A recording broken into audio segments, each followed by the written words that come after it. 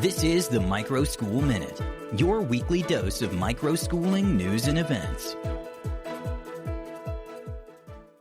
In this week's edition of the Microschool Minute, Alabama's CHOOSE Act is moving toward universal expansion on January 1st, 2026, which will eliminate income caps and allow all families to access tax credits of up to $7,000 for private tuition and microschooling.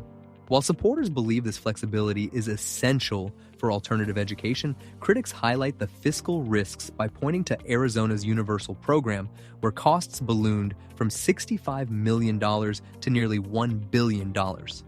Current data shows that the majority of early applicants are families already enrolled in private or home education, raising concerns about the long-term impact on the state's public education budget. West Virginia lawmakers are currently deadlocked over a bill that would significantly reduce regulations for homeschooling, including removing requirements for instruction in core subjects like math and science. Opponents argue the move could worsen the state's education rankings and allow unqualified individuals to act as lead instructors.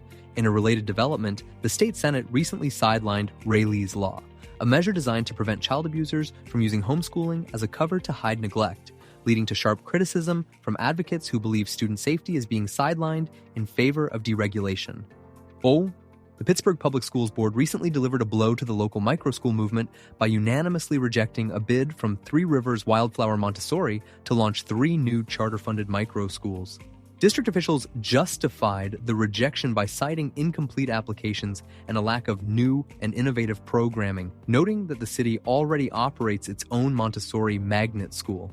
This decision highlights the significant bureaucratic and regulatory hurdles that independent microschool founders face when attempting to secure public charter funding for specialized educational models.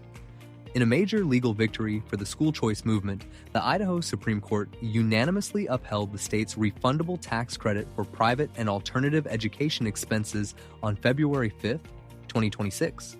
The court rejected arguments from groups like the Idaho Education Association, who claimed the program violated the state constitution by diverting public funds to private entities.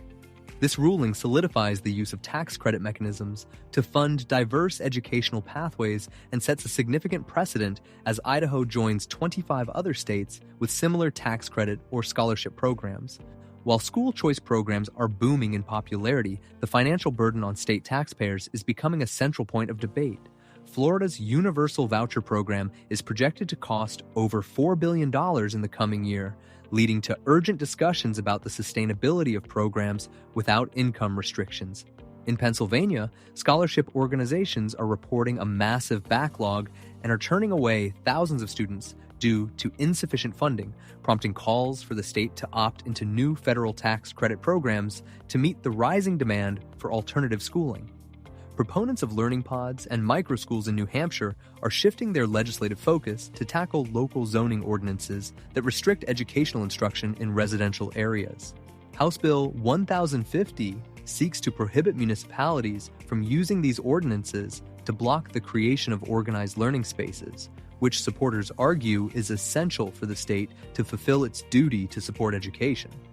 While some worry about the loss of local control over commercial activities, the bill reflects a trend of microschools evolving from temporary pandemic measures into permanent, regulated educational fixtures. The Indiana Senate has approved a sweeping deregulation measure designed to reduce administrative burdens and provide schools with more instructional flexibility. Championed by Representative Bob Baining, the bill aims to modernize the state's education system by allowing for more innovative teaching models. However, the move has faced warnings from advocates who fear that excessive deregulation could eventually undermine school accountability and academic quality standards. The measure now awaits a final decision from the governor.